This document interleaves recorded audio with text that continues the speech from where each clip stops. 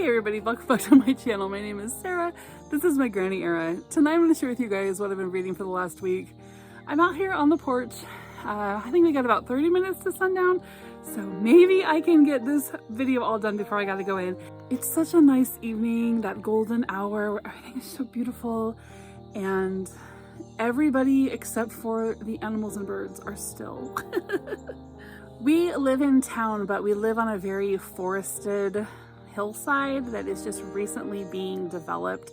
So there are several houses here, but I live in a retirement community, so the majority of people in my town are retired and elderly. So about 5, 6 in the afternoon, you can expect it to be super quiet the rest of the day and evening. But anyway, out here, I just wanted to share with you guys the stuff that I read through this last week. I've done a lot of reading. We got through all of our busy stuff that we had going on for April, and now it's just kind of chill time until next month when the kids go to camp the first week of next month, June, and then I go to England the second month.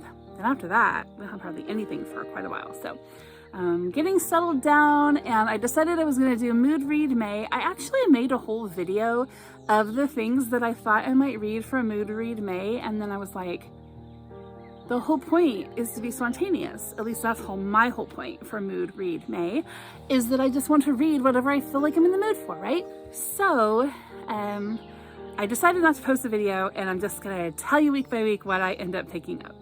So the first book that I read is called The Ministry of Time by Kellyanne Bradley, and I cannot recommend this to you. It is full of language and a whole bunch of just racy, nasty scenes. Unfortunately, they didn't show up until I was so far invested in the story that I really did want to find out what happened. The book has a lot of really well-written,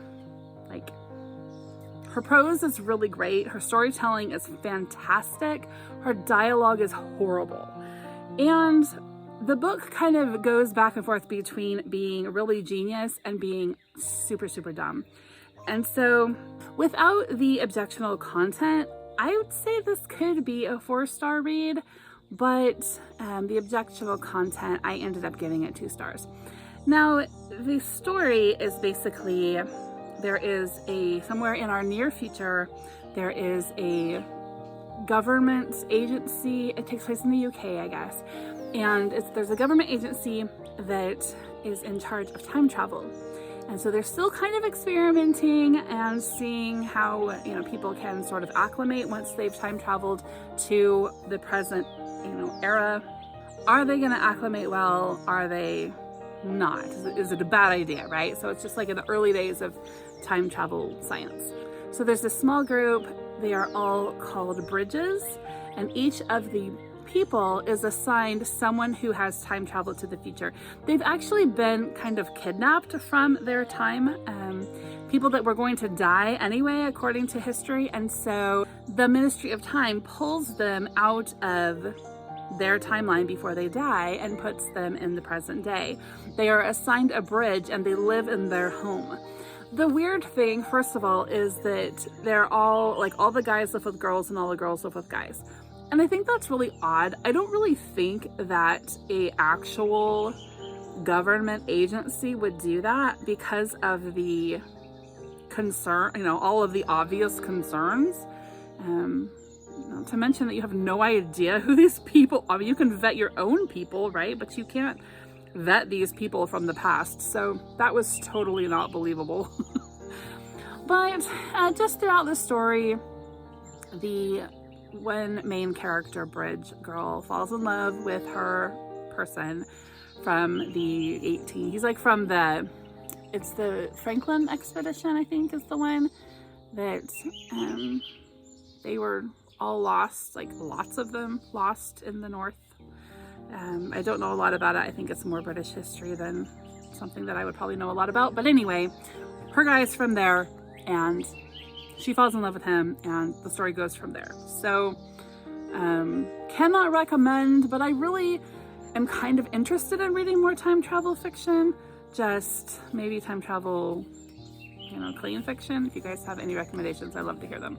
Next up is a book that I DNF'd, which I was so bummed because I had been looking at this in Barnes & Noble for a while. I love art history and I love art mysteries. I love art museums. We have a really fantastic art museum here in our community called Crystal Bridges. It's an American museum of art. It's like, nationally renowned or whatever. So I just love, being able to go to that, and, when I'm in England, whatever. Like, I like art stuff. But, and so I thought that I would enjoy this book because it's about this guy, Patrick Bringley. This is his, true story, it's like a memoir.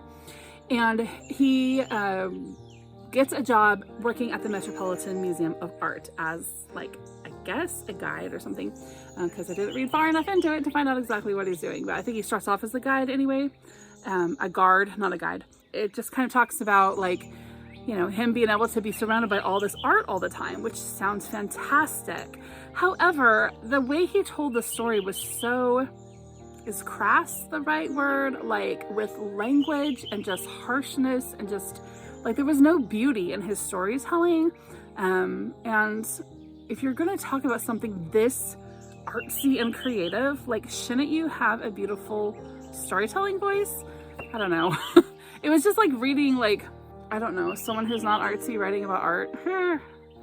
And he started off as a journalist even before this. So I don't really know what's up, but I did not enjoy it. I did not enjoy all the language. I think it just took away from the beauty and the atmosphere that I wanted this book to be. So yeah, I'm bummed. It's a disappointment, but I DNF'd it. Another thing that bugged me about the book was, so he's not a believer, he's not a Christian or anything, but when he would talk about Christian art, he would describe it as if it wasn't Jesus. So it's at one point, I can't remember exactly the wording that he used, but it was as if he was describing a painting of Mary and Jesus by using the words, a picture of a mom and a kid. He kind of worded it like that, and I was like, okay, even if you don't believe in his deity, everybody knows that painting is Mary and Jesus. So it's okay if you say that, right? I don't know, it was weird. I just did not enjoy it. All right, and then next up, I read this little book that I have read before, but not in a really long time. This is called Jane Austen in Bath, Walking Tours of the Writer's City. This is a book that I bought when I went to Bath the first time in 2013, and it is full of several different walking tours. You start off each chapter with a map and the list of places that you're going to see on your walk, and then it just describes each stop. So there's 4 or 5 stops, and talks about how it relates to Jane Austen and her time. It was a really fun book to read now that I have been there so many times, because I'm looking at these pictures. They're exactly, I could totally recreate these photos, which I just might do. You can completely recreate this. This, other than that dirt path there, this looks almost exactly like it looks now, and that was painted in 1804. So I am going to take this with me when I go, and I'm going to recreate some of these photos. I think I've done a portion of each of the walks, but this one will be really fun to recreate because it looks so quiet. This is Queen Square, and it just looks so quiet and still and unpopulated. Wait till you see it now. Anyway, when I was reading through this, I found in it this 10-pound note, and on the back of it is Jane. So I do not remember putting this in this book at all. So the Jane side is dated 2016, and so I must have taken this little book with me, or at least brought back this 10-pound note, the year that I went to both Bath and to Haworth to see all of the Bronte sites, because that's the year that I did that, 2016. So that's cool. I don't even remember putting that in there, but that was fun to find. Anyway, I really enjoyed this little book. I would highly recommend it, even if you're not going to Bath. You'll learn stuff about Jane Austen and the city that she sometimes loved and sometimes did not love. So it's a fun read, and it will give you, some insight into that time and that place. All right, next up is The Unselected Journals of Emma M. Lyon by Beth Brower. Now, I've heard so many of you guys talking about this book, and so I went on Amazon and gasped at the $20 price for a book that is only 100 and some odd pages, and thought I'd give it a try. And I loved it. I did. I'm totally hooked. So the second book is in my Amazon cart waiting for payday for me to order again. But I did really enjoy it. So it's not a classic or anything like that, but it is written like one. Her voice is fantastic for writing someone from this time period. Yeah, the writing is fantastic. She did a really good job. If you like, Jane Austen and Ellen Montgomery and those kinds of authors, you will enjoy Beth Brower's Emma M. Lyon series for sure. So looking forward to the next one and that one. And then I read the Jamie Jo Wright book that I was so nervous about reading because I had not had good successes with everything that I had read by her in the past. This one is Night Falls on Predicament Avenue, and I really enjoyed it. I really, really did. The issues that I had with some of her other books didn't seem to show up in this one, or maybe I was just really into it and didn't notice, but I really liked it. I liked the story. It was pretty hard in some places where, she talks about crime and she goes pretty graphic. And so I don't think that I necessarily felt uncomfortable because it was graphic. I think that I was trying to reconcile the fact that she is a Christian author writing graphic violence.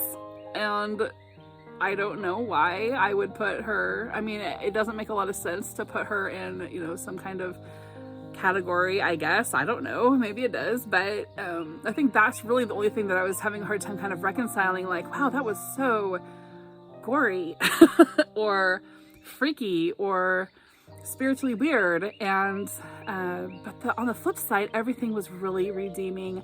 This main character, Nora, she is dealing with a lot of fear, and it's keeping her from just living her life. And I think in a lot of ways the book was probably hard for me to read just because I related so much to Nora at this time in my life. I haven't always been a fearful person.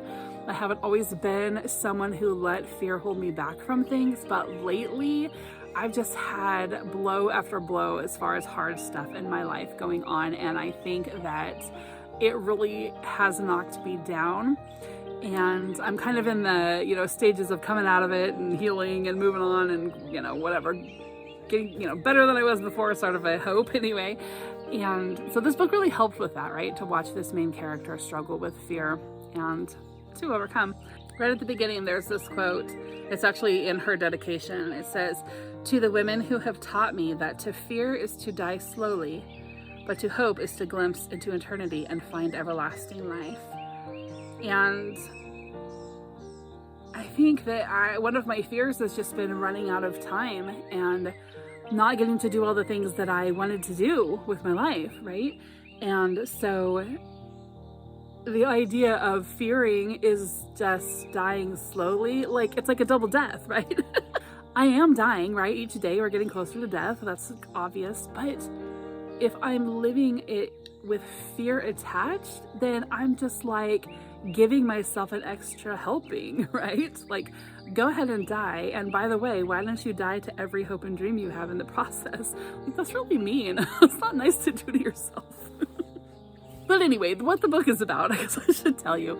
So it's a dual timeline, and it seems that that's what this author likes to write. And I do enjoy those if they're done well. And this one I think was done well. But anyway, there's this house, and murders have happened there in the past. And then in the present timeline, a murder has happened there recently. And so in both timelines, they're trying to solve an unsolved, unexplained murder. And in all cases, different characters are dealing with different fears. So the book takes place in America, but there are some English characters that show up, so that's kind of fun. However, one of them has a Lancashire accent, and I don't really know anybody that has a Lancashire accent, so I'm trying to kind of picture this accent because the way that it's written is how you would write a Southern accent also, like a Southern American accent. And so I kind of was struggling with remembering that this guy was from England because like there are no G's at the end of ing words, sort of a thing. And so anyway, that's just like a mild thing, but it was kind of bugging me. But there's another quote later in the book, and it says, "The past has already been lived in, already been broken, already been ruined. Tomorrow is one giant question mark, and none of us are sure we want to go there, not just yet. But we have to. Tomorrow doesn't wait for us to be ready. Tomorrow doesn't wait for us to stop being afraid." And I don't know, I sat and thought about that for a while. I made most of this at my fire pit on Saturday. I made myself campfire, I made myself snack, and I just sat out here and read for hours and hours. And then I finished the rest of it last night. But that is one portion that I really sat and thought about for a while. Tomorrow is coming no matter what, right? So I gotta embrace it. And I got to do everything I can to make it a great tomorrow, right? Not be afraid, not have regrets, not build up not build up crazy expectations, but on the flip side, not tell myself that, something can't be done. Just live, right? Just go out and live. So I've talked a lot about that to friends, to family, on this channel, on my ministry channel that I decided to retire. All over the place. My journal is sick of hearing about it. But I think it's just one of those things that I'm trying to get in my head so then I can go actually do. And I don't know, like, is there some point at which you say, okay, I've lived, now I'm living, like, I've done all the things and now I'm satisfied because I've done everything I wanted to do. I don't think so. I don't think that that's actually a reality, right? So I think I just need to focus on being present and where I am at and enjoying what I am doing, and maybe even, processing through it in a way that helps me to remember it and be able to savor it for a little bit, whether that is journaling or drawing or, talking to you guys about it or something.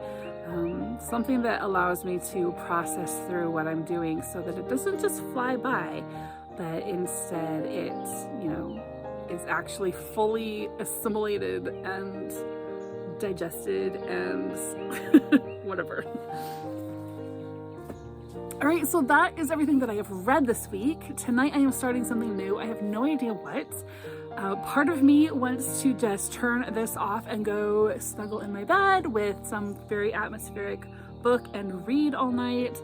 Part of me wants to edit this video first and get it put up for you guys, at which point I don't know if I will feel like starting something new. However, I can't really actually go to sleep without reading, so I'm probably gonna have to start something new either way.